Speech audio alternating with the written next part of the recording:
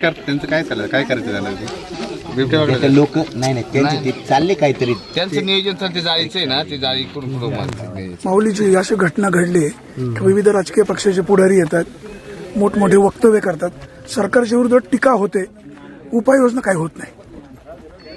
असे आम्ही राजकीय पुढारी जे आहोत, रोज लोकांच्या सुखात दुःखात असतो म्हणून आम्ही येतो.